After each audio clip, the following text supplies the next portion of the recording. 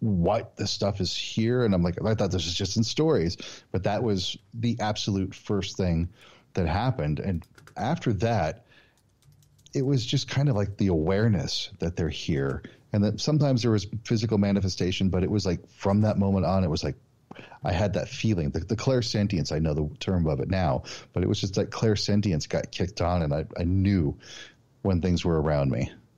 You know, Kaedrich, hold on one moment if you don't mind, brother. Mm-hmm. I have someone saying they can't hear us, but I'm not sure why. I have full ratings across the board. I can hear myself. I'm looking at this here, but everything should be 100% fine. If you're listening out there, fans, can someone leave me a comment and tell me if they are hearing us right now? Because 100% you should be. Yeah, not a problem. I can hear you loud and clear on my end. Well, folks, if you did miss out on any of that, we apologize. We, obviously did the intro to Kaedrich here, and we talked about the fact of our upbringings of paranormal activity. He and I both grew up in homes. Someone said it just came on. That's very strange. Someone said I couldn't hear it, and all of a sudden now we're here. Nothing has changed. I haven't touched anything. So very, very peculiar. But what's funny? I say this as a side note. There's been a couple strange glitches whenever I have paranormal conversations or guests in the occult. There's been a few different times that there's malfunctions of equipment, even though this equipment right here is brand new, that I notice happens that doesn't happen on my other show. It's only when I'm talking to occultists. I don't know why. The spirits that be don't want us to give the knowledge out. But if you missed any of this, folks, I am truly sorry. We had a really great deep dive so far, and we will try to pick back up on that and recap. Kaedrich, I'm very sorry for whatever technical difficulties we must be having. But everybody's saying they can hear it now, so that's strange. But we talked about the fact that Kaedrich had many objects in his house move as a young child. He tapped into these intelligences and was able to get downloads from them, as did I throughout my childhood. You guys have probably heard me talk about that in the past, and we were just kind of comparing how it's interesting that most occultists have this connection of paranormal activity as a child or experiences that led us into our practice. So I apologize for anybody that missed that, but we'll pick back up. Kaedrich, why don't you go ahead and continue where you're at? I'm sorry, my friend. Oh, yeah, no problem. But I was just saying that original experience of seeing the little shape walking in the lampshade led to that door opening a little bit, where I was aware of the presence and aware of the shift of energy around me.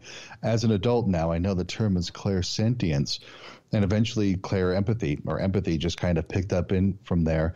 So it was more that I was aware of things in the room around me, but I was unsure of what to do about them or how to deal with them, again, because of horror media telling me what it's supposed to be. But, at a young age, there wasn't there. But as I got older, it was like, I can feel them. They're here. What do I do about it?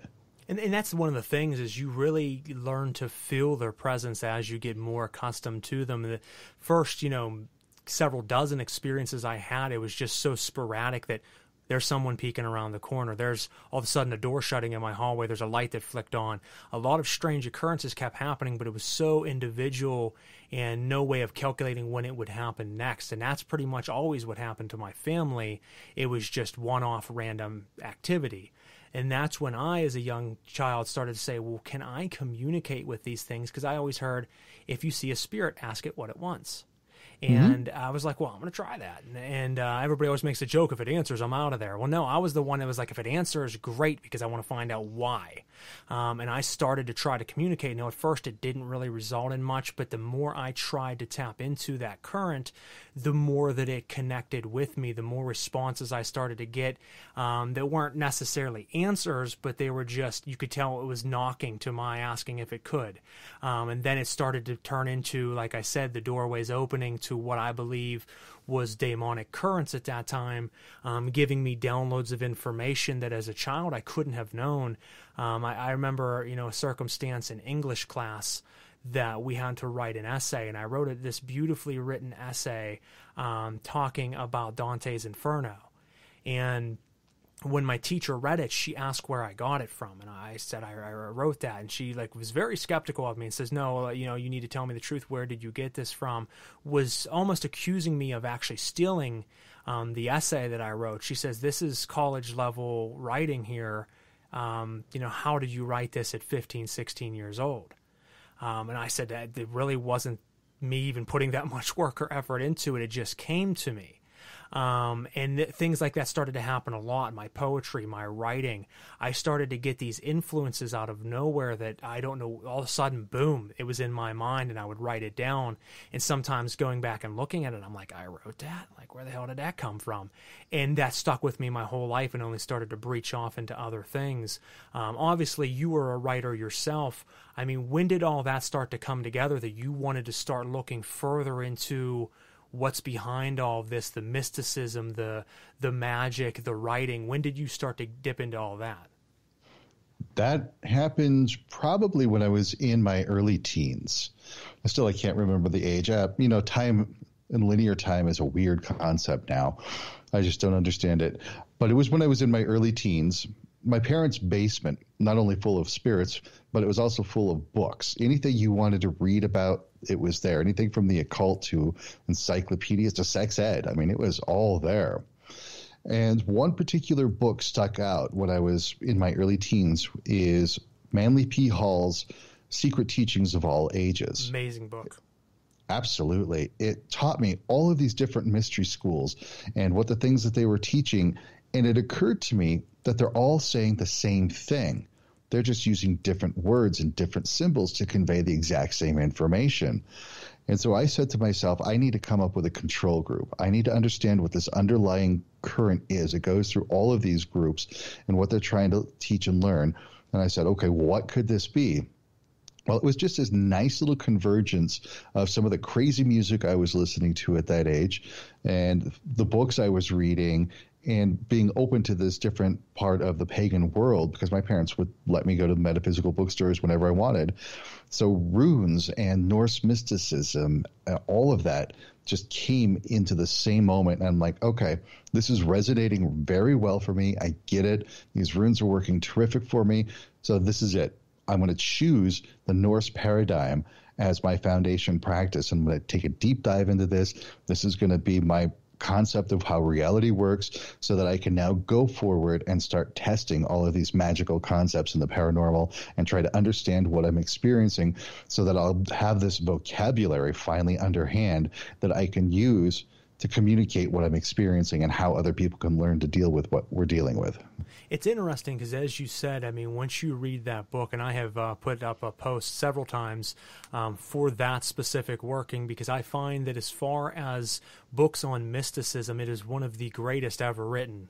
It deep dives into so many things, and as you said, it shows how 20 different cultures throughout history all use different systems, different symbolism, different mythology. I can't talk tonight. Mythologies, and they all connect hand in hand with one another, and it's very interesting. And then from there, you do have to find what resonates with you. And as you said for yourself, was Norse mythology, and it's interesting because I think the fans probably missed the first section earlier, where you talked about going to an organization as a child who would have ceremonies and do channeling sessions and mediumship. And I think it makes sense because I find when we're talking about Norse mythology and mysticism, a lot of currents that can be tapped into. It is one of the practices that I like to say that there are channels to. I think the runes themselves are channels that one can tap into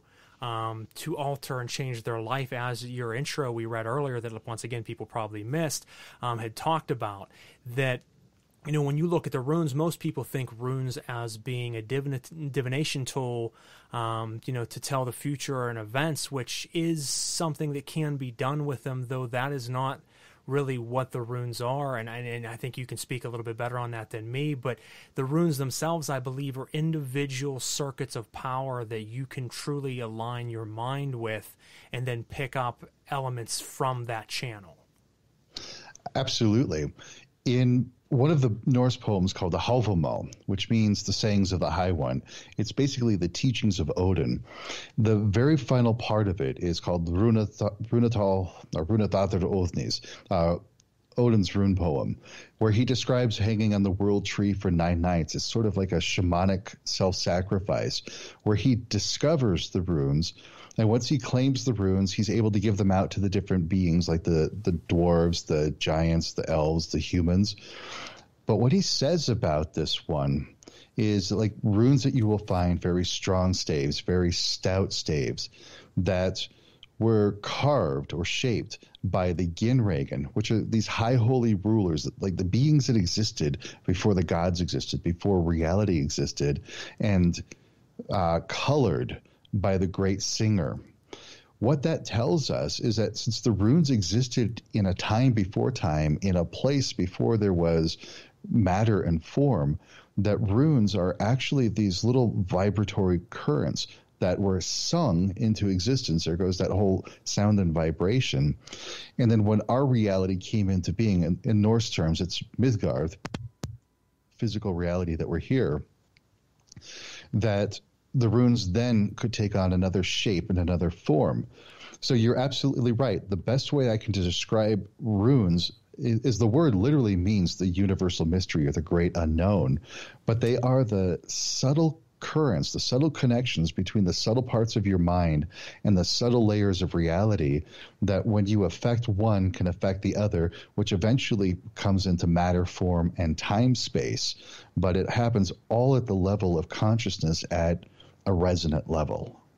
I look at them almost like spirit work, where, you know, when it comes to my take on what spirits are, it's a little bit different than most. I don't feel that they're completely internal. I don't feel that they're completely external. I feel that they're one-on-one counterparts, meaning that you have to open yourself up and align yourself to work with that current. And once you do, that current externally from you will come, but with it, it'll bring the keys to open up an internal current. It is a one-on-one counterpart, hand in hand with one another, back and forth, as you said, like a Jacob's ladder earlier, where it just keeps leading to deeper and deeper work.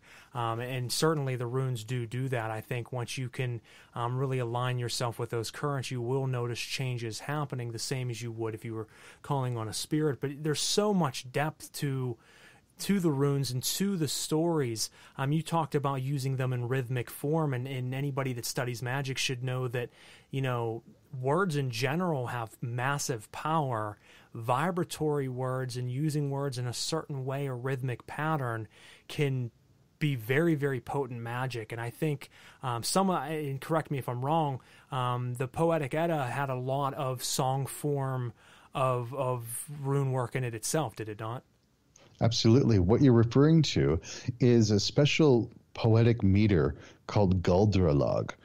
You see, Old Norse poetry isn't necessarily free form with rhymes. Rhyme isn't the big deal with Norse poetry. They like alliteration, sounds that have the same beginning, the words that have the same beginning sounds, and they like to follow a rhythmic meter.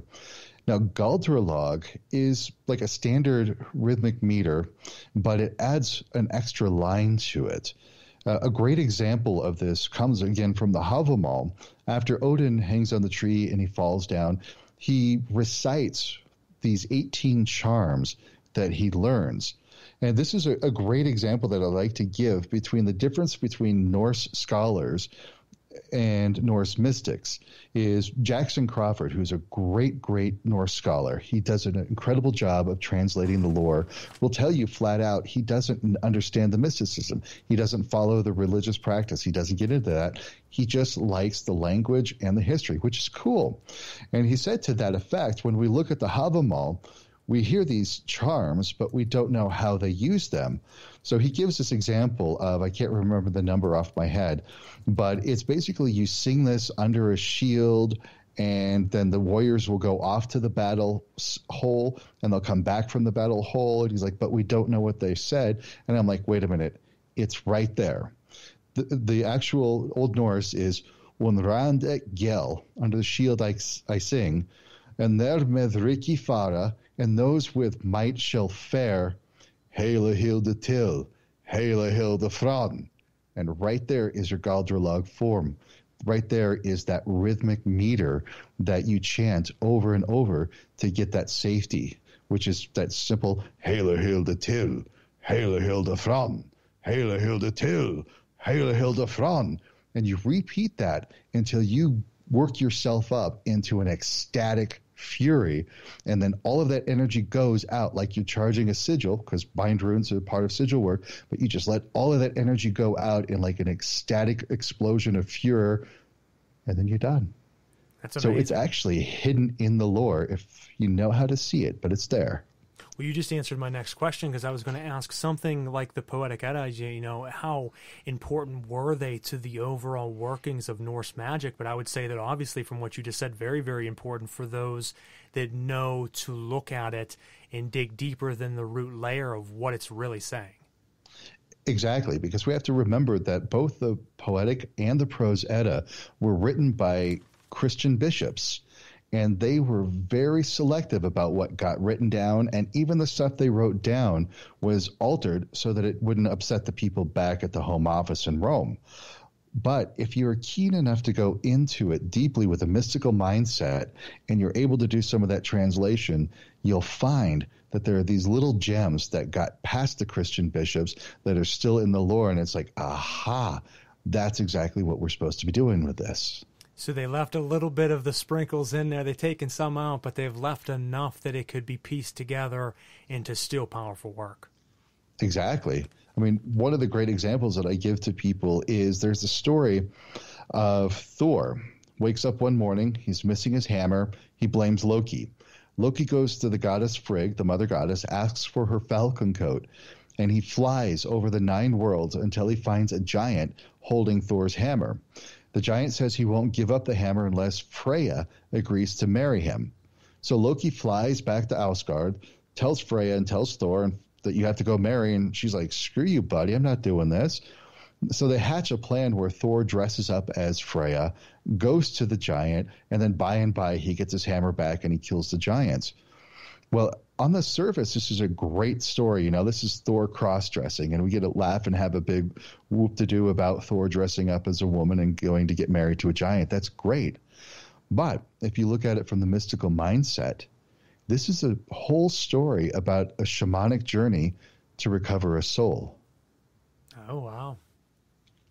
That's awesome, though. I mean, the thing is, if you look at any type of mythology, mysticism, there is just, you know, take the Bible, for example. There are several layers to one story that you can read it at surface level and it still makes an amazing story. And if you look at any Norse mythology, there's so many amazing and fun stories that I've read. And I think that's one of the funnest things about it. But as you said, if you start to peel those layers back, there's a whole system behind it. I mean, I relate that heavily to, you know, the Kabbalah. You start to look at a lot of their stories in the Talmud and the Torah, and sure, they're amazing, but if you start to dig into it and start to get to the gematria values behind it and what stories they tell, it's not meant for the average person. I mean, the average person already is not reading this. The ones that are still missing out on a lot of it. It's for the elite that really can see past those constructs devised to hold us back, that really are going to take the most, you know, advantage from it. So that's awesome that you're digging those layers. Oh, absolutely. And I totally dig the secrets hidden with gematria. It's not as quite sophisticated in Norse lore, but there is some number lore embedded throughout it. Like you look for 3s, 9s, 12s, even 24 to pop up here in the Norse lore. And one of my big comparisons that tells me that there was something going on, that these people writing this down knew something more, was about, you know, Ginnunga gap, that great gap that existed, that great nothingness that existed before everything. Sure, people will say, oh, yeah, that's like chaos from the Greek system. And yes, because that darkness is that greater than infinite potential that condenses into light. And from the Kabbalistic system, we're talking Ein Sof to Ein Sof Aller. And I'm like, whoa, it's right here in the Norse lore too, that whole limitless potential into limitless light. That's amazing. I mean, that's why I said it. They all really are stitched together, whether you are looking at that 3-world system of Ein Sof and Ein Sof Ar, you know, original Ein before anything else developed, into, as you said, into the Norse mythology, into the tantric systems of the West, you know, it's or the East, excuse me. It's very it's interesting how everything is so closely related yet so different. It's all there. Every system really is saying the ultimate same things in their own way. And it, like you said, it's all about what connects with you. And when you were reading Manly Hall, there was, a section that stood out to you. You said, I want to follow that route because for some reason that was calling you home.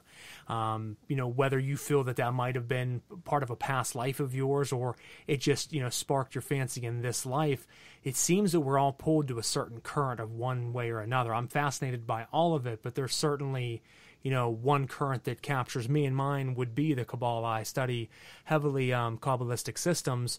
I know that you, in another interview, I believe, said you started out, and I love this, you started out thinking you wanted to look at the Sephirot and work your way up the tree, and the voices kind of told you that you were working with, don't, that is useless to you. We will show you the same path without all of that. Yeah, in fact, that was kind of, I'd already explored a bit of the Tree of Life when I was younger, but as I was getting more curious about the OTO and exploring the OTO, and I had friends that were there, I decided, okay, I want to know a little bit more about this Tree of Life that the Whisperer said, fine and dandy that you learn it, but no, you don't need it. And I said, no, I'm going to undertake this time. I'm going to sit here and I'm going to learn the Tree of Life. And they're like, no, look, you don't need it. And I'm like, okay, why? Because Kepher and Malkuth are the same thing. There's never been a separation. There's never been any difference. The rest is just an illusion. And they said that the other paths and the other Sephirot are hallmarks. They're like monuments to the creative potential of the human mind, that we all agree that they exist, that they're there. So therefore they do exist in that sense that they are created by our need to have this great separation between Kepher and Malkuth. But if you can get through all of that, you realize Kepher and Malkuth are one. You don't have to go anywhere. And I'm like, okay, that's great, fine, dandy, but I still want to know this. And they're like, no, screw you, buddy. And they went and hid my book on me. And it was gone for 2 weeks. And I'm like digging all over the place for it. And I'm like, okay, where is this? I turned the house upside down, really determined, no, I'm going to learn this stuff and I want to know it. And finally, a couple weeks later, I'm like, fine, you win. I'll read other things in the book. I'll skip it. Kepher is Malkuth. Yay, yay, yay. Happy, happy. Yes, I do actually have regular conflicts with the Whisperers. And then all of a sudden, poof, there it is. I'm like, all right, message received. We have this agreement. No Tree of Life work. Fine. I get it. That's awesome, though, is they knew that you needed to take a different path.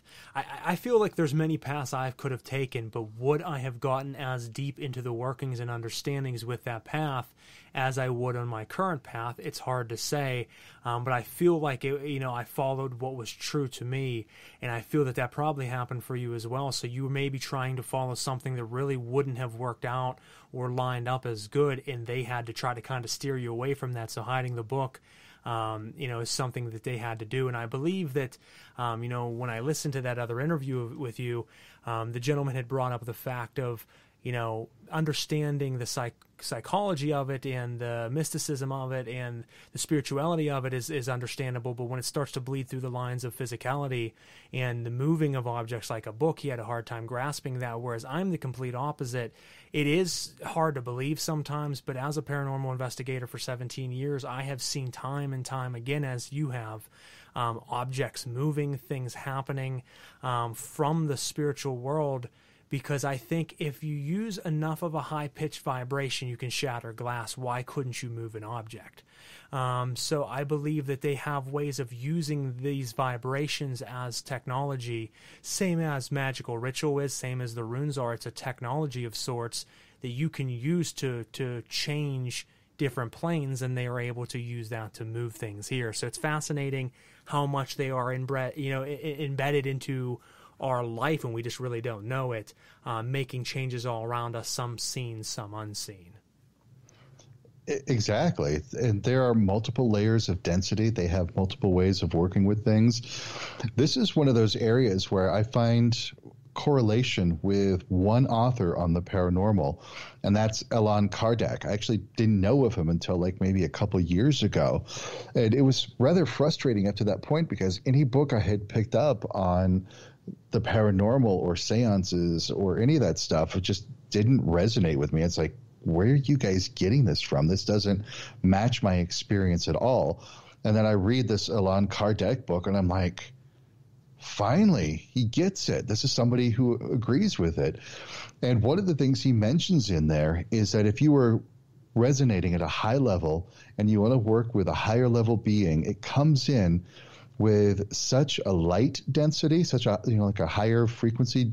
And no, that's not the right word, but it comes in such a less of a dense state that it cannot physically alter matter at all. So it will bring in a more dense being that can manipulate matter so that you can have some physical mediumship going on. But he said, and this is what I've experienced too, that it adds like a couple levels of misunderstanding potential. The higher level being needs to tell the lower level being what to do, and that lower level being may not completely understand the message.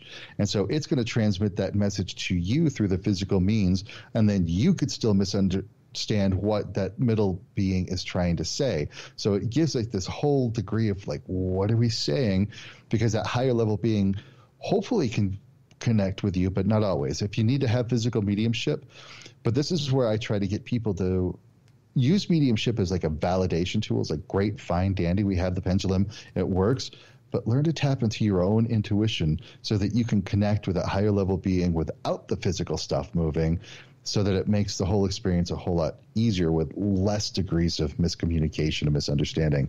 I think that's very important because just like with ritual work, yes, sometimes paranormal activity will happen in the chamber while you're doing your ritual, but that is not the end-all goal. That is really just a side effect of the forces you're calling on. That shouldn't be your focus, because once you start focusing on that, you're missing the actual point, and you just kind of need to set that aside. And as you said, I really resonate with that, because higher level vibrational beings can employ and work down, they can't work up. It's easy to go down the ladder to work with what's below you and not go up. Humans have something a little bit different than spiritual world, that we can tap into the higher and alter our frequency to sometimes communicate with them and vice versa, but they also have to bring themselves down a little bit to match us. We're never truly at their level while in this body. So that makes a lot of sense that a higher level being would try to employ something lower than itself, saying, move this because I can't, but I need you to show an impact here, to resonate, to communicate with this being. And I love that concept of the higher level beings kind of have to lower themselves a little bit so that we can communicate, because that's what liminal space is all about. We move ourselves into the spiritual world. They move themselves a bit into the physical world. Exactly. And I've actually had the eye-opening revelation from a whisperer was saying, while you're working with deities, like the Norse deities, you're conducting this ritual to connect with one of the gods. Don't you realize that they're also doing a ritual of their own to connect with you? Wow. And it was just like, oh, that makes so much more sense. I put a very in-depth post up probably 6 months ago talking about the moment that you connect with a spirit of any sort, of any pantheon, the second that you truly accomplish that invocation or avocation of that spirit has not just been with you from that moment. That spirit has been with you from the very beginning of time. And it gets very in-depth in how I explain this, but it instantly has always been with you. It has brought its world into yours and yours into its. You almost are a free-moving mind trapped in this body, yes, but you are endless. Once this body fails, you will continue to roam as you always have, but we at every second have a million paths that we can choose, and there's a million of us happening right at this moment, so everything that you can possibly fathom is happening in some type of alternate dimensional space, and all you're doing is jumping that intelligence to that realization. So when you work with that spirit, you instantly jump from this world into that. It looks and feels the same, but all of a sudden now something's different. Things start manifesting and changing, because in that world you've always worked with this being, and it's making those changes because it always has made those changes. It gets deeper than that, folks. I would have to make that post again, but I deep dive into that thought, and I love that because it is you are really meeting each other on the playing field. They're coming down, you're going up. I agree. And the thing that I love about that, and my whispers have been teaching me over the years, is that time in this reality that we have here is a construct of the brain that needs everything to have a linear cause and effect relationship. But once you get out of the body, once you get out of that linear brain, time is this nebulous spectrum of existence that, like you said, once you've existed, you've always existed. You're always there. Once you've connected, you've always had that connection. And one of the interesting lessons that they gave to me is about alpha and omega points. If we want to go to the concept of ascension, about achieving this higher state, they said that the alpha point is that moment when something pokes you, when it wakes you up to the potential that you could be more than what you are in the physical, that there's something else out there.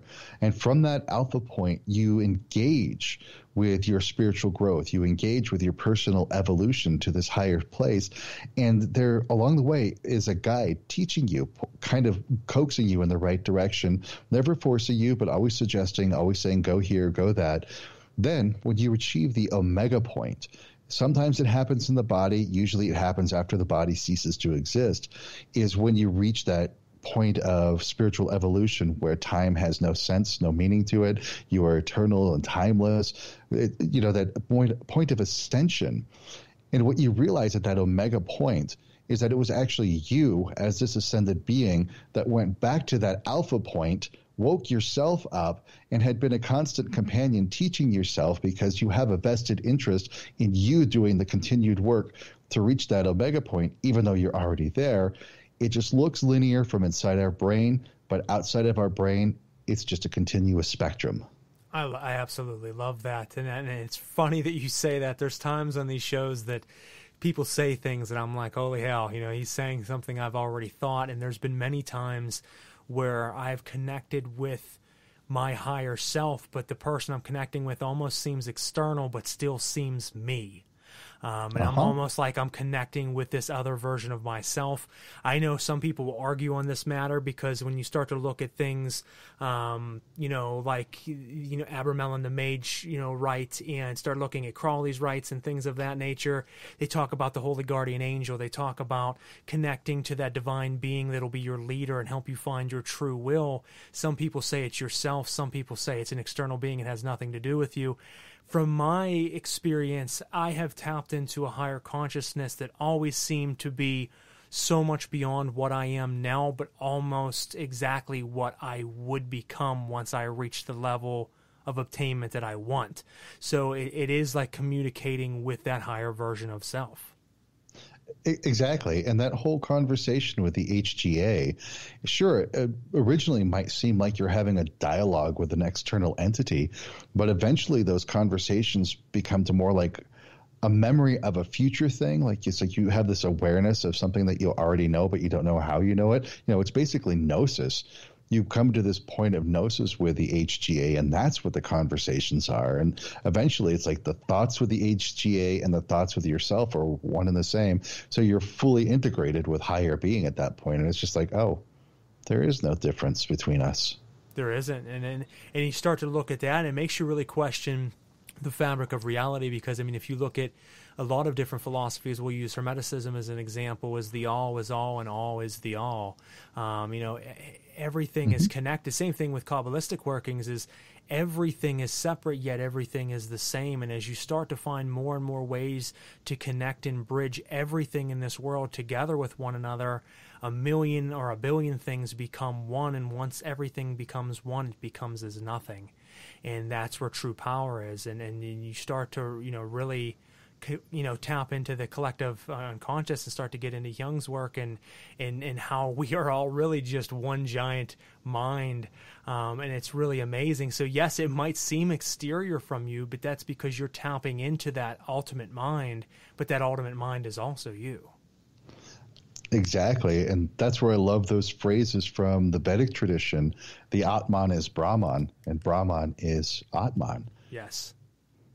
I love that. I think that the Vedic traditions it's weird for me, because like if people look at the practices I'm into, they're like, you're into some strange things, because I'm into Kabbalistic workings, Hermeticism, Hinduism, and Satanism or demonic work, and people say that's a very strange accumulation of four things to work, and I'm like, really? They're all connected deeper and more intertwined than I think most people realize.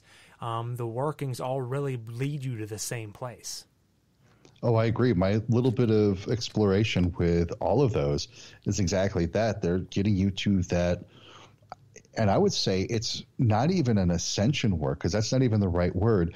It's more about that whole idea of getting rid of the stuff that you're not, so that you could realize what you always were the whole time. So there's that sort of that duality. And then when you get into the collective unconscious and all of that, you're like, oh, this is kind of where I've been this whole time. So I agree with you. They all seem to have the same purpose and the same goal, and their practices do have a good way of overlapping with each other. Now, do you think in the stories of Odin, whenever he, ripped out his own eye and gave it as tribute into Murmur's well to be able to see beyond, and then hung himself from the world tree, and stabbed himself with a spear, do you think that was a way for him, obviously, to connect with the runes, but to reach that level beyond himself, to truly discover himself? Do you think that was really what that was telling us? Nope. I think it's telling us the opposite. Awesome. Because in the time before time, in that Ginnunga world, that Ein Sof world before there was Ein Sof Or, he was known as Ig, the Terrible One. And he was that rebellious spirit that this is how the world works. Everything's homogenous. It's great. And he was that rebellious spirit that said, no, screw this. We're going to destroy this one thing so that we can create this other thing out of what we've destroyed. And it is that rebellious act which helped him move into this world, but by hanging on Yggdrasil, the world tree, to discover the ruins, to sacrifice his eye to Mimir's well so he could learn the fate of all things, and to gain the mead of inspiration, the Uthverur, is a process of actually maybe de-evolution or resonating to a different frequency so that he could move out of that time before time into the time space that has linear timality or whatever to it, and matter and form, so he can experience things in a whole completely different way. Wow, that's deep. That is very deep. And that's why I wanted to ask you your take on it, because as I said, I know the stories, I know the lore of it, but I didn't know, from a research standpoint, the depth of it, and that's pretty awesome. So folks, if you're listening out there, that is a great take from that. Sure, most of you have heard that story. I've heard it since a kid, and that's the first I've ever heard explained like that. So that is absolutely fascinating. Thank you. And there's another little tidbit that comes out of the Havamal, and it's repeated in a couple little places throughout the Edda, and even shows up in a poem called the Groagaldr. And the Groagaldr is about Svipdag, a hero who raises his dead mother from a grave, who happened to be a seeress, and he asked her for some magic spells to help him out. And her spells are just like those charm stanzas that we talked about from the Havamal. What they have, this little pairing, is when Odin hung himself on the world tree, it was a sacrifice of self to self. And the phrase is Själfur, själfur mer, the self to the self, me. In the Groagaldr, we get Själfur leithu, själfun thik, let the self lead the self. And this goes right back to the higher self and the lower self, integrating back to that Atman is Brahman and the Brahman is Atman, becoming one and the same. It's even hidden there in the Norse lore. Wow. No, and that goes back to our earlier statement. It all connects. It's all packaged in different, wrapping, but it all leads us to that same truth. That's absolutely fascinating. Exactly. And there is an underlying connection between Old Norse and the Vedic tradition, though. Not only does the Proto-Norse languages and Sanskrit, they both emanate from the same pre-Proto-Indo-European language, but the Norse lore tells us that the Aesir, the high gods, came to Scandinavia from the far east, way far east, and that as they came through the different lands, they taught the different things that they needed to teach to the people, and the people called Odin by the name that they knew him best. Well, if we go back to that root language and we go back to the Vedic system, we know we have the high gods are called the Devas, but there were also those rebellious gods that were kicked out to roam the world that were called the Asuras.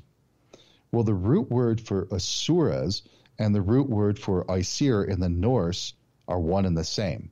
So the Norse gods are the Asura, same Asuras as in the Vedic tradition. Wow. So, yeah, exactly, intertwined. And you believe that then that stemmed then from the Middle East traditions, or how do you feel, where did it all begin with that? That's a very interesting question, because in truth, I think there are only 3 religions in the world. Everything else is window dressing. There is the basic religion, which is just seasonal solar cults. And we see those all over the world. You know, these are the hunter-gatherer tribes that have had their seasonal solar traditions. It's even what emanated into Christianity, right? Because it's kind of a seasonal solar cult. Then there is the worship of interdimensional, otherworldly type beings that are perceived to be higher level entities, higher level creatures that come into our world. And then there is the third religion, which, for want of a better term, are serpent cults. The serpent cults are what teach you to access your own divine spark, to wake up to your full potential, to slough off the stuff that's not you, like the snake skin, so that you could ascend into this higher state of being. And I do think these otherworldly, interdimensional beings follow the serpent cult tradition, which is where we get it from. And part of those otherworldly beings, I do think there is some character that traveled around the world. Maybe he took on different bodies and different forms, or maybe it was the same body. I don't really know. But we find his teachings are the same. It was like Vishnu teaching Arjuna. We see the same teachings with Zoroaster. We see it with Hermes Trismegistus. We see it in South America with Viracocha. We see it in the Norse with Odin. And it's just like, what is this? What is this guy going around? And you can almost find not only the timeline, but the lessons weaving its way all across the world. So I don't know exactly what it is, but there is definitely something going on where these teachings just manifested their way across the globe. And I've always found that to be fascinating, because with it being so similar to one another, but yet having a different cultural touch each and every time, it is, you begs the question, who taught these people this? Because every tradition is slightly different because they adapted it to their culture, but someone had to have taught them that, from Hermeticism to the serpent cults, like you said, to everything in between, to Hindu, to Buddhism, to Zoroastrianism, to everything.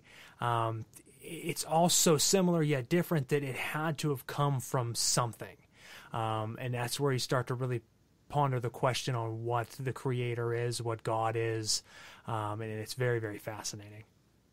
Oh, I totally agree.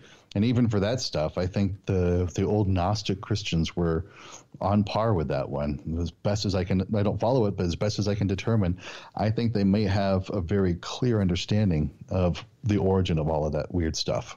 And when you start really digging into not only the Gnostic, Christian beliefs, but you start to really dig into, and that's why I was always fascinated with Kabbalistic workings. When you start to really, really dig into it, you start to find how deep everything is. Even as we said before, the 22 letters of Hebrew, how powerful they are, and how they connect to the 22 paths of the tree of life, how they connect to the Sephiroth, how they all make the emanations of God and lead to Ein Sof Ar, and everything, how it is all webbed together. It's fascinating that I think they really had a good grasp, and obviously levels that I haven't even obtained yet, to really get down to that underlying truth that everyone's hunting for. But then again, each and every culture, I think, has their own way of doing that. And I feel the same way with runes, for the little knowledge I do have of that. There's so many levels to it that, yes, it can be used, as I said before, as a divination tool and be very, very effective, but that is a newer construct that people use them for. It's not originally meant to be a divination tool, but works as that. Then beyond that, you have its face value meaning. Beyond that, you have a much deeper understanding. It changes your life. And then I'm sure there's levels and levels beyond and beyond that. Exactly. And that's what I've loved about the study of runes over the years is, true, you can go to the New Age bookstore and grab the little bag of runes and use it as a cute little divination tool, or you can devote a life study to it, and you can literally get a PhD in runology. There's advanced degrees in reading the old languages that were carved into stone to determine when they were carved, who carved them, why they carved them, and what they were saying.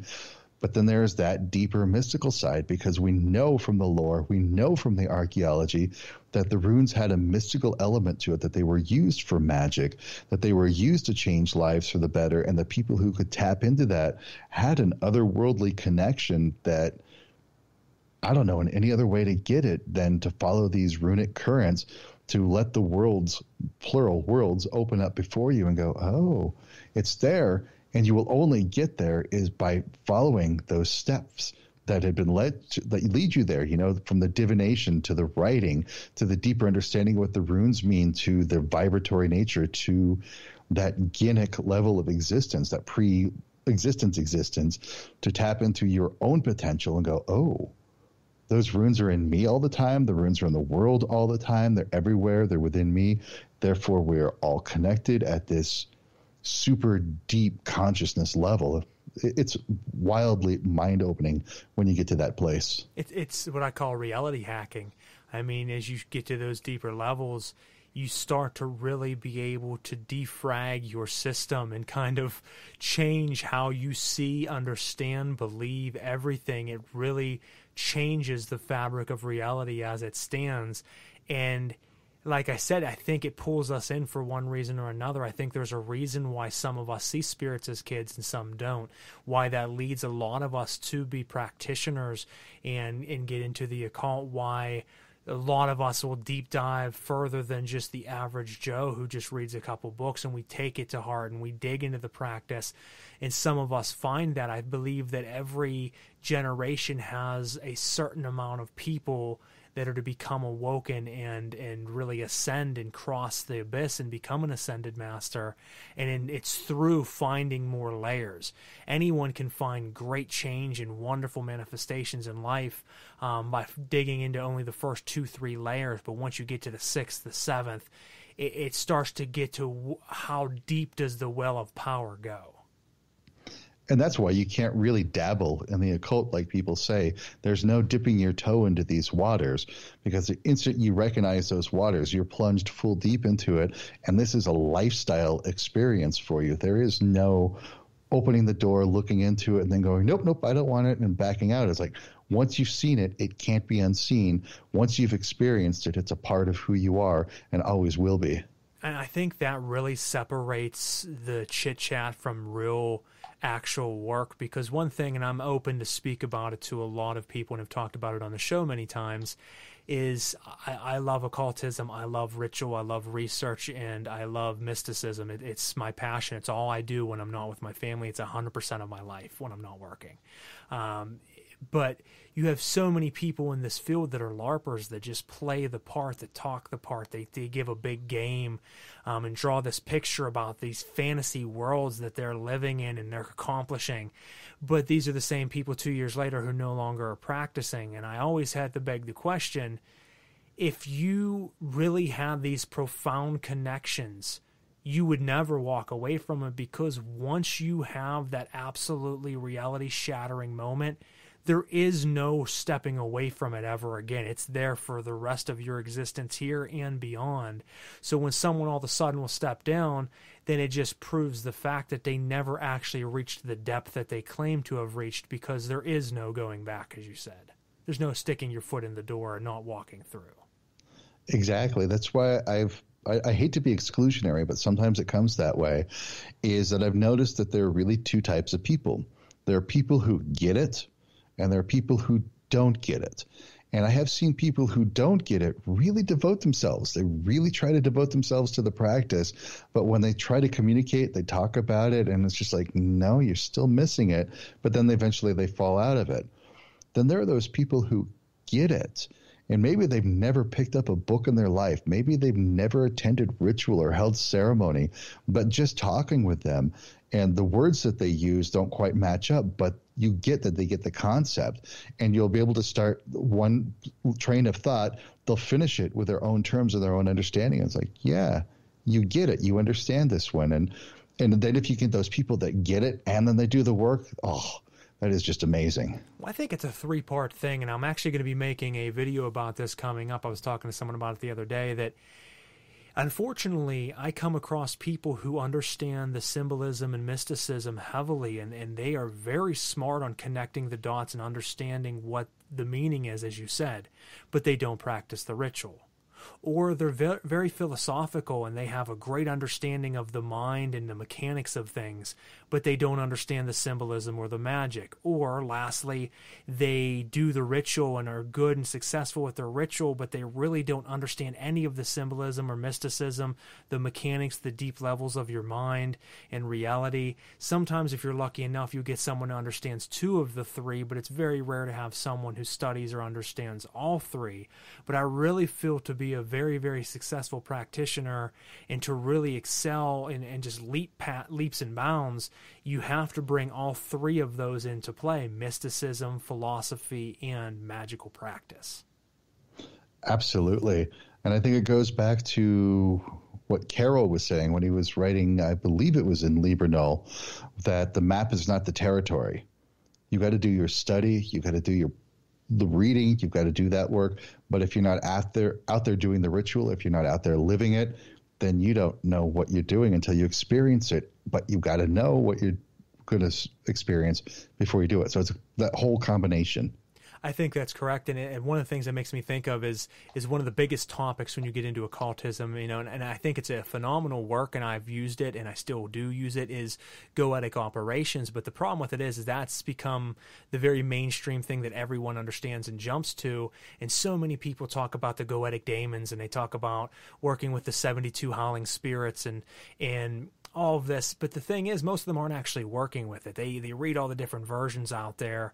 They love the fact of the operations and the different tools and the depths of it and all the pentacles that need to be made and all of the different talismans and different workings. But you start to ask these people, well, when's the last time you actually made these tools and stepped in and tried to call on one of these 72 spirits? Oh, I've never done that. I'm like, but you've been researching this for 7 years. You have a very deep knowledge of the material, but you've never actually put it to practice, because it's great to have knowledge of something, but if you're not using it, really, what is the point of studying it? Because once you actually have a face-to-face encounter with one of these beings, it not only validates what you've been studying and researching and fascinated with, but it adds a whole new layer that you didn't have by just reading the book. It opens up the veil and allows you to really use what the knowledge is for to begin with. And this is a very common thing that I've seen with a lot of my clients, and a lot of people are not alone in doing this one. I've actually had many, many people list off all of the books they've been reading, all of the paths that they've been studying, and all of the stuff that, they've been studying and reading. And I'm like, great, but what are you doing with it? And they're like, oh, I don't know. And I'm like, so what are you reading next? And then they'll give me a list of books. And I'm like, okay, stop. Don't read anymore. And then they give me the shocked look. And I'm like, that's right. I want you to stop reading. If you need to read something, read anything else but occult and esoteric stuff. But stop reading right now. But I got these other 5 books. I don't care. Stop. And now I want you to do is pick one of those books that made the most sense to you, that seemed to resonate the strongest with you. And I want you to do all of the exercises in that book step by step. Don't skip anything. Just integrate that book. And when you're done, get one more book and do the same thing until you can integrate those practices. After you're able to do that for a while, you now have the capability of discerning what works for you, what doesn't work for you, and now you could use a better judgment when you start reading these books and trying to absorb material. But you need to stop reading and you need to start experiencing. Otherwise, this will continue to befuddle you. It will not make sense, and you're just going to be continuing to spin your wheels in your life. And I think that's the number one error of people trying to get into this field, because we live in an age now where, unfortunately, everybody wants it. They want it now, and their focus attention is very, very short. So they read one book on this type of magic, and then the next thing they see this other interesting book, which I'm sure is great, but it has nothing to do with the working you were just previously messing with. So then you jump to that book, to this book, to that book, and at the end of the day, great, you've read 20 different books on 20 different procedures and operations, all profound profound in their own way, all separate from one another that don't interconnect, and really you've mastered nothing and have done nothing, you would be better off to have only read one book, spent the time of the other 19 practicing that one book, because at the end of the day, then you would be proficient in that one system, and then you can move to another one. I think people's thought pattern is I want to know every form of magic there is. I'm going to be a master magician of all forms, which is ridiculous. Is if you are versed, if you could master 2 forms of magic, for myself, it is the invocation and evocation of spirits, both angelic and demonic, is my main bread and butter of my workings. The second is necromantic rites, working with spirits of the dead. Those are my 2 focuses. Yes, there are so many other things that I would love to work with. So many books that tell me, operations that I'm sure I could learn. But if I start to deep dive into those, I'm shorting and shirking on my work of those too. And you have to ask yourself, it goes back to the famous saying, do you want to be a jack of all trades and master of none? Or do you want to be a master of a couple, but truly a master? And I'll choose the master route any day. And here's where I will even push a little bit further on that one. I think wanting to be a master of all those trades and learn all of those things and understand all of those things, I think that's an excuse. I think there's something even deeper lying underneath it. And this goes into a bit of fear level. They want to know it, they want to see it's out there, and they want to believe it, but it goes back to that door opening. You believe it a little bit to see it. Maybe they're just afraid to believe it, to see it a little bit. And because once you do, that door is now open. And I think there's some trepidation, because I do think that we really only have one fear, and that's fear of the unknown. And we think we know, but we don't really know until we experience it. And so I think there's a shadow trait, because I do a lot of shadow work with people too. And the shadows are all around for our paranormal and our occult working. And we think we're doing it to learn as much as we can, but really we're using that as an excuse to not experience it, to actually know, because that will change everything once you get through that shadow trait. I agree with that 100%. It does absolutely change everything. And as you said, it is a way of excuse. You're able to play it off to everybody else that you're very well versed. You know a lot of things. You study a lot of things. But really you have mastered nothing, because if you took the time to master it, you know in your heart that you probably would experience results. And once you experience results, everything will change. So instead of actually making the changes happen, you make excuses for yourself to continue to dive and dive and dive further and further into other workings. And at the end of the day, you're not a practitioner, you're just a researcher. And that's there's nothing wrong with that, but you're really missing out on a whole piece of the world that you could be experiencing. Now, before we go much further into that, I do want to jump into some spotlights of our sponsors.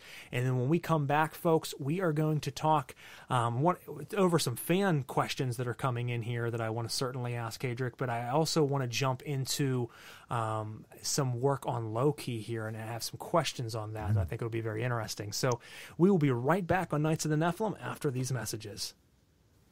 Knights of the Nephilim podcast would like to thank our sponsor, Goetic Impressions. Goetic Impressions formed as a partnership between Frater Adamastor and Sor Alara with the intention to bring ritual-accurate magical tools to the public for affordable prices. One of the largest barriers to entry for new practitioners looking to experiment with the magic of Western grimoires is how expensive and difficult to find real ritual tools are. They first launched with a Kickstarter to bring their Goetic medallions to life, and since then have also expanded with an Enochian toolset, and most recently a Satanic medallion and altar set, which is currently live on Kickstarter. With over 20 years of magical and occult experience across a range of traditions, Goetic Impressions is the place to find affordable, high-quality ritual items. You can check them out at goeticimpressions.com. Again, that is goeticimpressions.com. Make sure you give their Facebook page a like, as well as the Knights of the Nephilim page. Send me a message, and I'll hook you up with a promo code for 10% off your overall order. Thanks, guys. Knights of the Nephilim podcast would like to thank our sponsor, Limitless Liberation. I'll read you about this wonderful company from their owner, Elena. Limitless Liberation was inspired by both Lucifer and Belial. Lucifer has been with me most of my life, as far back as I could remember. Belial and I started to work when I was going through a very difficult part of my life. He completely turned mine and my family's life around for the better in a very short period of time. In return, he asked me to create what he called Charger for him. He showed me the designs, so I created the first Charger for Belial, and Lucifer wanted one next. From there, I had spirits lining up with requests for magical items. Some are control freaks, while others just inspire. They are all so individually different, but every single item created has power within it. Each item operates on many levels. They operate as an anchor for the spirit you're working with, thus aiding easier connection between the two of you. They also operate like a power cell or battery, where they already come with an inherent energy to them, but they become stronger as you feed them and pull from them during ritual, as well as to strengthen your workings. Limitless Liberation continues to grow to honor the spirits that we love to work and build relationships with. You can check her shop out at etsy.com/shop/Limitless Liberation. Again, that is etsy.com/shop/Limitless Liberation. All right, folks, and we're back on Knights of the Nephilim podcast. You just heard a shout out to our sponsors, Limitless Liberation and Goetic Impressions. Make sure you check out the links that I dropped for you there. I do want to apologize one last time this evening for whatever interruption we had at the beginning of the show. Very strange. I was telling Kaedrich how I just recently bought brand new equipment for the podcast. It's very, beneficial for the show itself. Not only did it up the quality, it made things a lot easier, and it made it very simple and streamlined. Everything was working on my end, but some of you out there did say we're not hearing anything, and very strangely, soon as I said, folks, you guys aren't hearing me out there, please let me know if you are, 3 people said we can hear you all of a sudden right now. So very, very strange, but luckily we've been able to get another hour in since then on some great conversations. Still got some great conversation to come.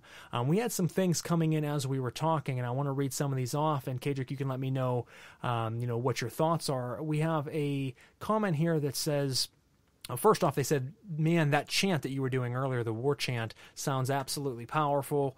Then we have another comment that came in. It says, I wonder if I can ask Kaedrich's knowledge on runes that represent the energy of Loki, or if there is anything on Loki he may know about in particular.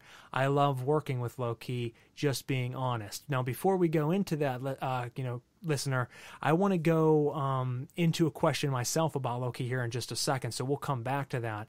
We also have here, maybe the world is Odin's eye, as in maybe linear time is his eye. Odin broke his eye into pieces that make up the tree itself. That is a theory you could probably go with. I don't know enough about it to speak on it. What is your thoughts on that? I'm not familiar with Odin's eye breaking up to become the tree. The lore basically says he gave his eye to the well. From what I understand, it's in the well, at the bottom of the well. And of course, I don't want to take it literally, but rather metaphorically, that there was a self-sacrifice of vision, because what Odin gained from that was the ability to know the fate of all things. And Norse lore, water does tend to represent historical information. Like a river running through is current information, where a well represents a depth of information and ancient knowledge. And there's a lot of deep mysticism around wells. But an eye becoming linear time, it's possible, but I'm not familiar with that concept coming in that way. But it's an interesting thing for me to contemplate. Yeah, certainly something to think on. I agree with you. The stories I've heard always have said he just offered it as a way to gain insight and as an offering, as an even exchange, and threw it down the well. I did not hear of the breaking up, but certainly one way in perspective one could look at it and contemplate on it in meditation, maybe see if anything comes of it. Before we jump into the Loki question, we have a listener comment here or question. It says, through Kaedrich's vast knowledge, I'd love to know if he has discerned deeper insights on air, EIR. I know there's quite specific in deviating from the main subject here, so it's okay if it's not asked. She is mentioned so sparsely, and I've always wondered what the bishops left out and why. Exactly. We don't know enough about her. She's really only mentioned as one of Frigg's handmaidens, and that she is the foremost of physicians, the best of healers. After that, we actually have absolutely nothing about her. But where we can fill in the blanks is, I do like to look at Norse deities as archetypes. As, like Tyr is an archetype of the tactician, the warrior on the battlefield. Odin is the archetype of the mystical leader. And so Air, of course, is that archetype of the healer. So if we can look to comparative paradigms to look at different archetypes of the healer, she fits that bill perfectly. So she is definitely great to call upon and give sacrifice to help promote states of well-being and healing. But outside of that, we've got absolutely zero insight to who she is and how to work with her. It's a shame that so much has been lost, and I think that's something that I was going to, certainly bring up tonight, is how much do you feel the history has been lost or altered since the beginning? When you go back to the records that were kept from those time periods, do you feel that it was just lost over time, or do you feel that a lot of it was taken, destroyed, and then corrupted to paint a certain narrative, paint the Norse tribes as Viking, berserker, evil warriors who destroyed everything in their path, changing the mysticism of it to fit a certain narrative? What do you think as far as that goes? Do you think it was just lost, or do you think it really was changed? It's all of the above. There was just so much of it that there was no way to document it, especially 1,000 to 2,000 years ago. There's just no way in this culture to document what was going on and around, because every village, every tribe, every community had their own take on things. They had their own way of looking at it. So there's no way to capture that. And then what was captured was certainly modified and filtered and edited. Look no further than the tale of Beowulf for that. It was a classical pagan tale that is nothing but Christian stuff thrown throughout it, but you can pick up the little examples of it here or there. So what we have to do is we can look at the primary literature, but we also have to look at contemporary literature, things written even by the Christians. The things that the Christians were forbidding are telling us what the pagan world was like. And then we can look at other people who encountered the Norse and what they wrote down, like Ibn Fadlan, writing about the Norse people he encountered on the Volga River in what's now Russia. He gives a very different perspective of it. And then at the same time realize that some of the history written about the Norse people was written by the sore losers that had to exaggerate the tales about how awful and terrible they were. And a lot of the tales were exaggerated by the Norse, because when we get to the sagas, this was their way of having entertainment. So a lot of the stories about Norse heroes by the Norse themselves were basically the Rambo movies of their times, things just grossly exaggerated for entertainment value. So all we can really do is take the literature, comparative literature, and see what matches with the archaeology, and then make a guess. But if it works, it works. And I agree. You work with what works with you, and vice versa. So at the end of it, it really doesn't matter as long as it works. But I agree that it is all the above.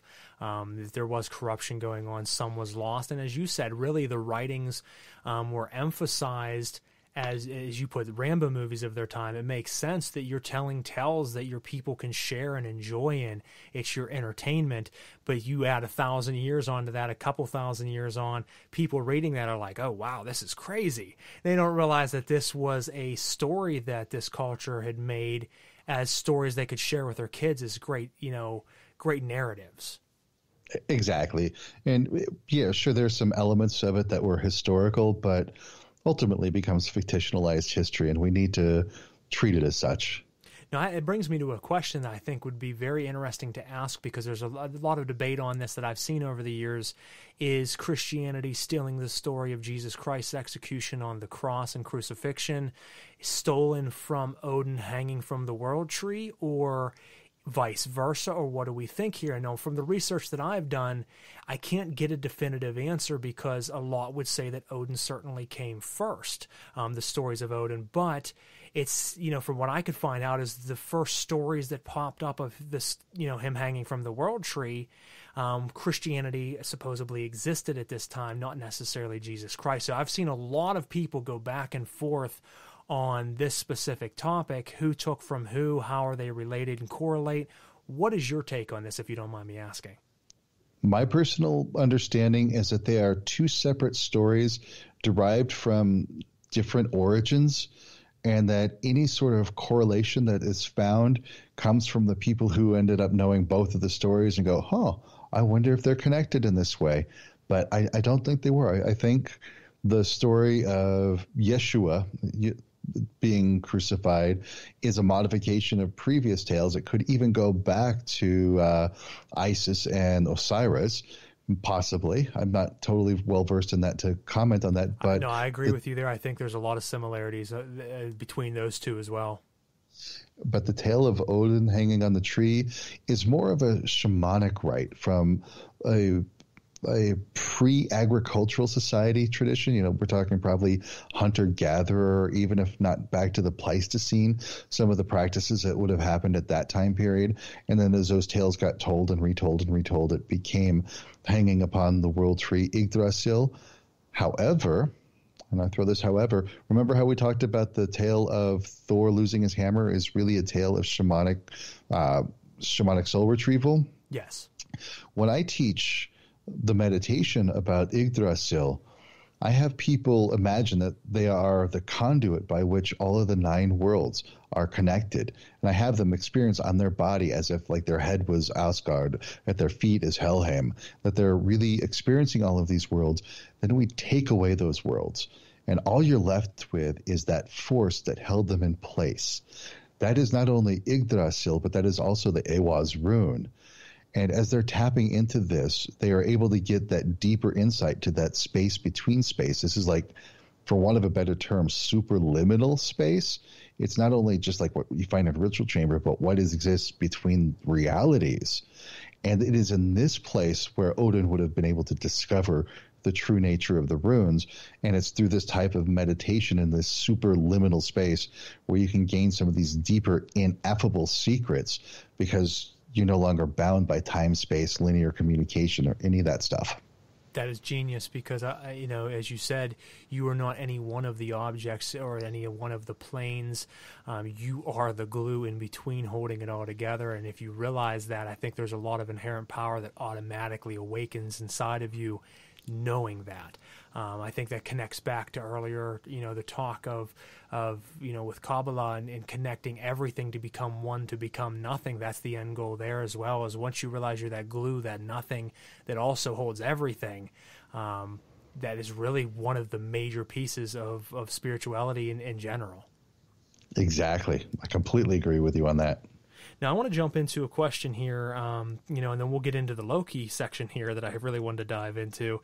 I want to get your take on what you feel about Hollywood taking Norse mythology and bringing it into the limelight with superhero movies, with bringing Thor up, with bringing all these things in popular pop culture. Which is, could be looked at in two different directions. It's great because a lot of people are being brought onto something they didn't know about. Maybe they'll look into it. Maybe some of them, very select few, will become great practitioners of this wonderful background.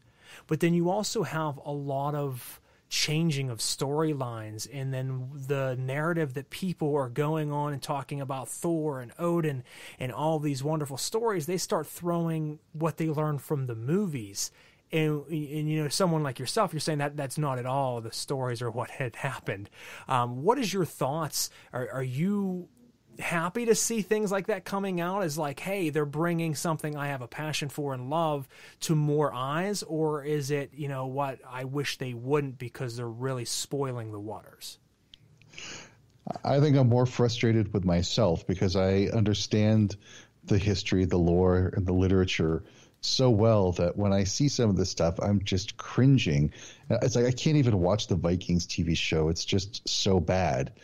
But I do understand that it's brought a lot of people into this territory. It's brought a lot of people out of curiosity. So I'm open and accepting to the people who have said, hey, I saw this scene on Vikings TV show where there are these statues of the gods and there was this guy doing this thing. What do you do about them? Like, hey, that's great. But, this has been going on since I'd say maybe the late 19th century, with Wagner, when he had his ring cycle that he put together, there was already a society that was romanticizing the Viking stories. And, that's where we get the term Viking. It really just means somebody who is from the wick, from a strait of water. And it was a part-time summer job. It wasn't a people. But they started romanticizing it, and that's where we get these weird horned helmets, and we get this weird A that ends up at the end of words like Frigga or Valhalla.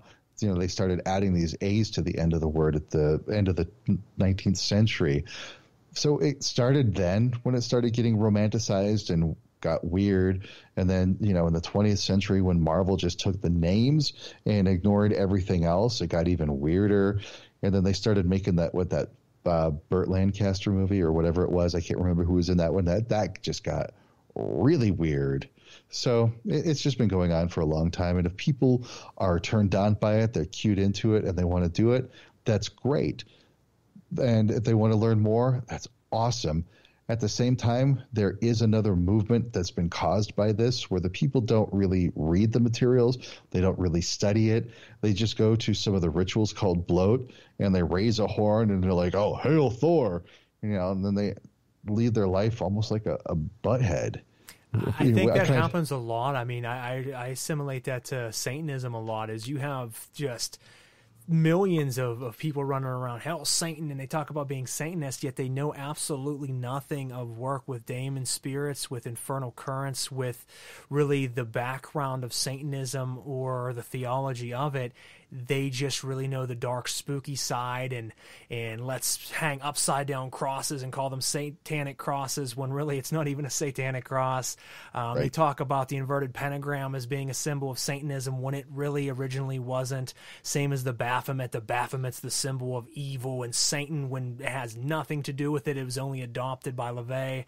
It's strange when these people take on a pop culture movement. I call this pop culture magic.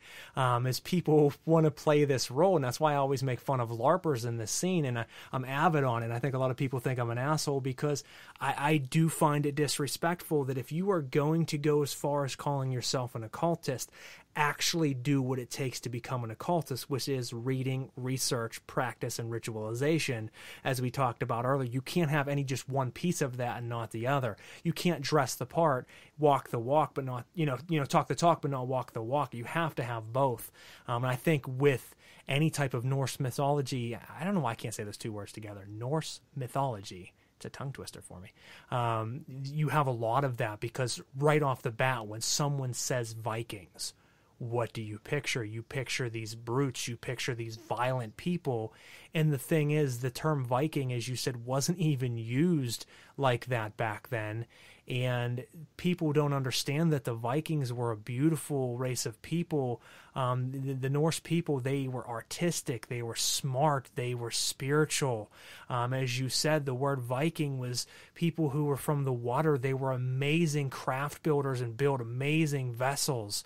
And a lot of that is left out because it doesn't sell as good as having people wearing horn helmets that they didn't wear back then, and have them running around just raping and pillaging towns. That's not what sells, and that's sad. Exactly. If the pop media is what's out there, and if you can give this shocking example, then, hey, I want to be part of that one, or hey, that's really cool, look at that. And it's just everywhere. I do think mainstream media is a big blindfold to consciousness. It is. It corrupts and leads so many things the way that they want to paint the narrative. Now, I want to jump into a sidestep from that and get into the low-key part here. So, speaking of people thinking it's just dark and spooky, or it's just a race of people who rape and pillage, that the darkness side of it, with every culture, I think there is a side of darkness and people who specifically focus on more of the dark currents, whether it be, as I said, goetic demons or just, infernal currents. If you look at Hinduism, for example, something I'm very avid in studying, you have, cultures of the Agori who focus more on the dark aspects of Hinduism. Within Norse mythology, if you start to look at Loki and being a trickster god and birthing, Fenrir and birthing Jormungandr and birthing Hell and all these monsters, is there, from your study, sects of people who focus just strictly on that aspect and do magic just under the guise of those entities? Do you know of that? Yeah. In fact, some people, I don't know if they take the term seriously. They call them Rokatru, after Ragnarok, the twilight of the gods. And so they're Rokatru, true to the Roker. Basically, people who follow Loki and Fenrir, Hel, Jormungandr, any of the Thors, Surt, to be that disruptive force. They're definitely out there. I never got too deep into that one, but I understand it. I've got a book that's maybe 80% written, and I've got a whole chapter on the forces of chaos and how to work with them, and looking at Loki and Hel, Fenris, all of these sorts of things, and what role they can play in your life as you can tap into those forces of chaos, disruptive forces, adversarial forces, as a means of energy, as a means of clearing the stuff out of the world that needs to get cleared out, and disrupting what needs to be disrupted, so you can go ahead and start intentionally building what needs to be built. And I do think that's what their purpose was. So that's what they served is, for example, Fenris is this unbridled destructive chaos. When it is let loose, he just destroys anything, everything, a lot like what the Tower card is from the tarot. It is all about clearing that space and letting things go. Hel is, of course, she's the caretaker of the underworld and of the dead. She's not an evil being, but what her primary job, if you read between the lines and you dig through the lore, what Hel really does is clear away the parts of our soul that are not us. She takes away and destroys the stuff that is just kind of glommed onto us, the false facades that we thought we were and that we believed. And those things get away from us so that we can come into our true selves. Jormungandr is the Ouroboros. It is that boundary that exists between the physical limited world and the limitless mysteries that are beyond there. And Thor, killing Jormungandr, Thor representing our banal, destructive, but still blessing and protective self. He's more of like the blessing protector of the physical world. But Jormungandr and Thor killing themselves off at Ragnarok means now we're finally open and able to exist in these greater universal mysteries. Which brings us back to Loki. Loki is that progenitor chaos. He is the one that can create things, can upset things that needs to be upset. He is that great adversary. But if we really dig into the lore, he's not the bad guy. There's no devil in the Norse tradition. Odin said that he will not drink any wine unless Loki has some as well. Thor is constantly traveling with Loki. And if you really look into every single one of the tales, and I mean every single one of the tales about Loki, yes, things could get disrupted by him, sometimes not, but he could disrupt things. He can really upset things. But the end result of what he has done has actually made everybody else's life better. Now, people push back. What about the death of Balder? He was instrumental in killing the most beloved of all gods, Odin's son, and now he's in Helheim for all eternity. And I'm like, wait, not all eternity. When Ragnarok is over, the end of the world has come, dust has settled, Balder comes back from Helheim to be the high holy ruler. He is the high god now. And he would not be able to survive because he's a pacifist. He's not a warrior god in any sense of the word. He would not be able to survive Ragnarok unless he was in a safe place and safekeeping for that entire time. So again, Loki's greatest misdeed was actually the most beneficial to the world. Wow, That's fascinating. That's why I wanted to ask it, because I knew that there'd be so many great connections there, and your take on it would really open up a lot of doors. So to the listeners out there that were asking, that's some great information for you on Loki, and that certainly answered for me as well, the connections. And I love how you put in that working with these spirits clears out things like hell, for example, clearing out those pieces of you that really shouldn't be there. As you said, you do a lot of shadow work, and that is a lot of shadow work, is really dissolving the ego, dissolving those parts of us that we let cling to us that really aren't us and just disguise themselves as so, to really find out that truth. Exactly.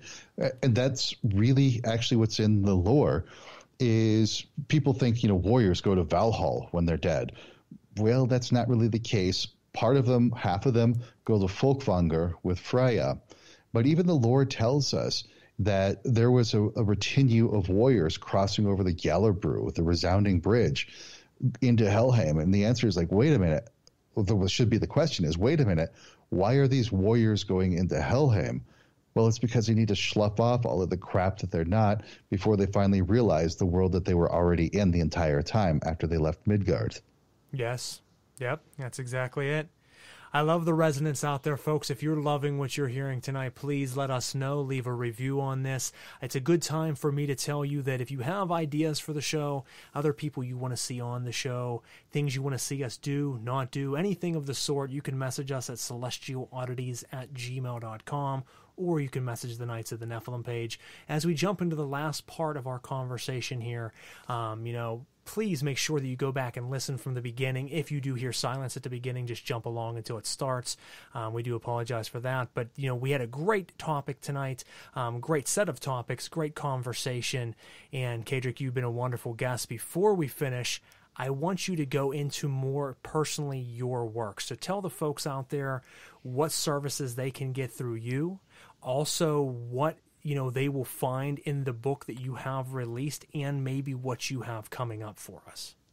Sure. The book I have is Runes for Transformation. And the way to look at that one is that there are runes in the world all around you, within the table that's in front of you, within the chair you're sitting on, all of these things.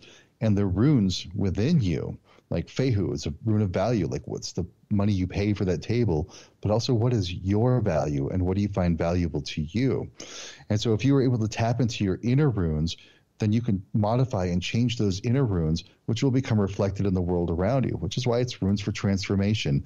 It's really about tapping into the inner runes, building Galdr formula and magical formula and sigil working so that you could change your inner world to change your outer world. Now, if you were to go to my webpage, Kaedrich.com, the first thing you're going to find is a free guide on dealing with entities that are attached to you, tendrils, psychic attack, that sort of thing. So you can download that free guide with 10 ways of dealing with all of those things. But you'll also find some of the services I do is I work one-on-one with people. I've got spiritual guidance where we can have like 45 minutes or so to talk about some of the challenges you're facing in life, the direction that you want to go, and we'll work on some spiritual solutions, and you'll leave with some homework on what to do with that. But if you really want to go deep and you really want to get some good results, I've got what I call spirit reading, for want of a better term.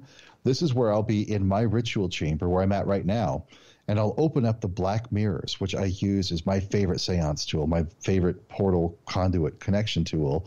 We'll open that up. I'll bring out the runes, and we'll call in your guides. We'll call in other beings. And this is a great opportunity for you to get connected with them, to reconnect with lost loved ones, to say the things you want to say, get the last messages, cross back and forth. And you'll walk away with some really deep insights, some really good tools that you can work with to transform your life. And on my pages, you'll also find various online courses that I've got. And if you really, really, really want to get deep into some stuff and you really want to start dealing with what's blocking you with your spiritual growth, what's really messing up your life, I've got an intense 6-week shadow program with over 6 hours worth of content, videos, audios. There's PDFs, there's work pages, all sorts of stuff. And then we also get 6 one-on-one sessions over the course of those 6 weeks where we can work together to really get deep into these shadows, really get deep into the things that are blocking your life, messing things up, so that you can have that open conduit for spiritual growth that you've been missing. That's powerful, folks. If you were hearing that out there, I advise, if you were looking and having trouble with your workings, or just looking to deep dive further into your personal growth and spirituality, please go to Kaedrich's page, look at his different courses that he's offering, the different workings that he can do for you to help open these things up. Very powerful man, knowledgeable man. We talked a little bit about it earlier, and like I said, I think it got skipped over, but he is a master in this field, and he has been brought on many great programs from coast to coast to Gaia TV to everything in between, and you don't reach these levels and be brought onto these shows to talk about these topics unless you are a specialist in this field, and sadly, or greatly for you, Kaedrich, there are not a lot of people in the Norse side of things that specialize in it that I personally see any longer, and I'm glad to see that this tradition's continuing. So thank you for what it is that you do, and certainly your conversations tonight. I want to add, before I finish this out, I want to add a bonus piece here. You just brought up, using the scrying mirror, the black mirror. It's something I use heavily myself. Now, when you use this, is it ever in necromantic operations, or how do you normally use it? What type of operations? Yep, exactly. It's for all of that. I will open that for my own workings as a portal to the ascended beings of darkness, because darkness to me is that Ein Sof layer. So I connect with them so we can have the sharing of communication energy, Gnostic communication, that sort of thing. And when I'm working with individuals, sure, that is definitely a part of it, but I will also use that as a conduit so we can get connected with lost loved ones, lost people in their life, spirits that need to connect, even spirit guides. It's along the same way that Dr. Raymond Moody will use it, where, I'm not going to use it the same way he does, because he will lock people in the closet with a black mirror for an hour, but we'll sit together in a dark room and we can connect, or even if it's on Zoom, we can still use it that way. And we could use that to connect. So yeah, it's definitely a necromantic seance communication tool all the way around. I love it. It's one of my absolute favorite tools. I have had amazing experiences with it. I use it a lot in my evocation or invocation rituals. I use a specific operation with Beelzebul. He's a very good spirit to work with on divination practices, and I have had, obviously when it comes to visual and seeing things, no one else will ever understand but you. But, I've had some visualizations that have been shown to me that are just beyond this world. And I love that tool. So I know a lot of people probably missed it earlier when we were talking due to the technical difficulties, but you had talked about your sister worrying about the fact that you had recently picked up a Ouija board and said, hey, you shouldn't be getting that, as that's one of the tools everyone always kind of shuns when it comes to divination tools. But I think the most powerful tool in that toolbox, beyond the tarot, maybe beyond the runes, beyond any of it, at least for me personally, is the obsidian mirror or the black mirror. I totally agree. That is by far and away my favorite tool. And for some reason, for me, I can't connect with obsidian. Obsidian and I just feel like thorns, and I can't work with it. But the black mirrors that do work for me, and this is kind of my little tongue-in-cheek, I love doing this one, is going over to Hobby Lobby, buying one of their picture frames, because, hey, who doesn't want to buy from fundamentalist Christians to use in an occult ritual? And I'll grab their picture frame, and I'll just spray paint the back of it with flat black. And so really it's just a frame with glass and paint, but the results that it produces are just phenomenal. And it's interesting you say that, because I have a very similar framework where I have just taken the glass, sprayed it black, and you've used it that way. I do have an obsidian mirror as well. They do give off different results and different feelings, and that's interesting in and of itself. Why that is, why you would get different visions, different responses from both substances giving off the same look, but obviously one being sprayed glass and one being actual obsidian glass. So it's something to contemplate on and try to figure out why that might be. Indeed, they've got their own spirit, basically. Especially obsidian has its own spirit, for sure. It certainly does. I've used it. I do a lot of clearings of homes and things. I've done exorcisms as well, and I've used it in my practice to banish out spirits before, because it seems like a lot of spirits really just don't like obsidian. So it does come with its own inherent current, and as you said, it just like anything, water, fire, air, it is all a living thing. Whether we look at it that way or not, it is very alive. Same thing with gemstones. Well, I'll tell you what, before we close out for the evening, Kaedrich, if you're still there, I heard a click there, so hopefully I didn't lose you. You said you had a book that you were working on and you're about half or 3/4 of the way through. Now, obviously, if you're not ready to reveal that yet, please don't, but do you have anything you want to say about the upcoming work? And then lastly, any advice you would give to someone starting out in the occult that doesn't know where exactly to start? Yeah, the book's too soon to reveal details of it about yet, so I won't speak of it yet, other than to hint that it's a work in progress that I'm coming back around to. But for advice, is take things in bite-sized pieces. For me, ceremonial magic is not my path, but I studied it. I've got good friends that are in the OTO, and that I've got really good connections with ceremonial magicians. But no matter where you start with, take a bite-sized piece. Don't do a big chunk of it. But what you want to do is take a little piece at a time, integrate it, make it yours. Then take another little piece, integrate it, make it yours, and be willing to modify and change as you want to. Like, for example, if you study the lesser banishing rite of the pentagram, sure, you can get the whole thing going, but you want to understand each one of the little territories that it covers, each one of the little steps, the movements, why they are that way, what the words translate to. Then you can go and make it your own. You can put your own stuff on top of it to prove to yourself at the very least that you know what you're doing. And secondly, to see if you can even tune deeper into that. For example, I've got a version of Lesser Banishing Rite of the Pentagram I call GaldraKraft, where I use Norse symbolism throughout it and Norse words, and it's extremely powerful. So make it your own, but step by step, integrate it.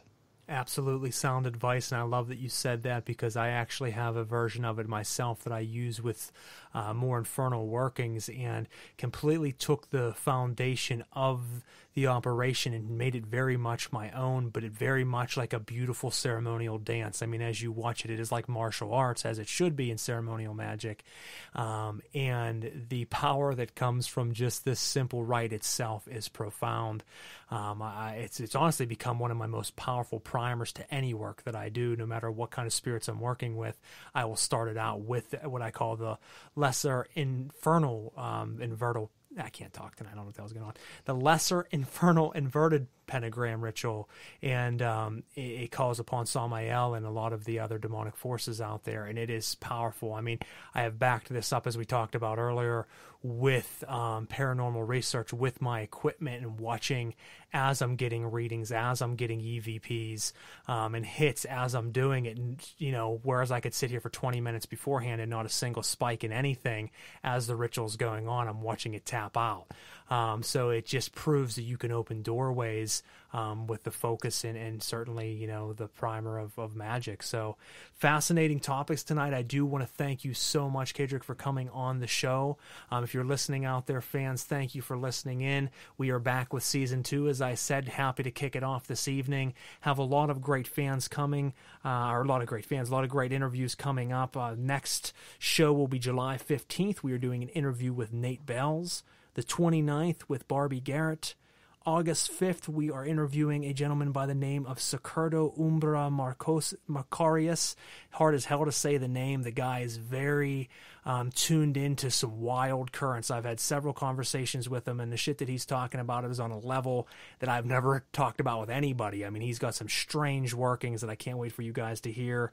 We have Shakti Dewan of the Suffolk sorcery current, and then we also have Baron and Baronessa Aragni from South Africa, and they're from Aragni Arcane Services, talking about heavy workings of necromantic operations. So we have some great upcoming guests over the next 2 months, and many more to come after that. Other than that, as always, click the like, share, and follow button and spread it around. Other than that, once again, Kaedrich, thank you so much for coming on the show this evening. Thank you for having me. This is great. I love the deep dive we did and the places we went. I hope everyone got a lot out of this one, and thank you again. This is wonderful. Not a problem. I plan on certainly having you back down the road. It was a wonderful time talking to you this evening. I'm telling you, there's something going on here. And other than that, folks, thank you again. This is Frater Crow, Knights of the Nephilim, signing out. Take care and have a good night.